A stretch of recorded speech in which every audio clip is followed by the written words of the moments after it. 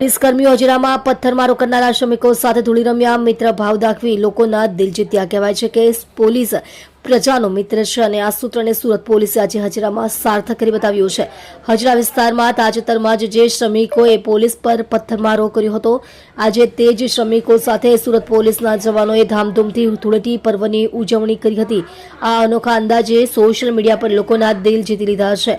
કડવાશ ભૂલીને પ્રેમનો ગુલાલ. થોડા સમય પહેલા હજરામાં બનેલી પથ્થરમારાની ઘટના બાદ પોલીસ અને શ્રમિકો વચ્ચે જે તણાવ અને અંતર ઊભું થયું હતું તેને ઘટાડવા માટે સુરત પોલીસે આ અનોખો માર્ગ અપનાવ્યો હતો. પોલીસ જવાનોએ શ્રમિકોના ઘરે અને વસાહતોમાં જઈ તેમને ગુલાલ લગાવ્યો હતો અને મીઠાઈ વહેંચી હતી.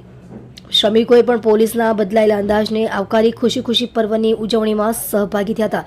તમારા માટે તમારી સાથે સૂત્ર સાર્થક. સુરત પોલીસ માત્ર કાયદો અને વ્યવસ્થા જાળવવાનું જ કામ નથી કરતી, પરંતુ સામાજિક સૌહાર્દ જાળવવામાં પણ અગ્રેસર રહે છે.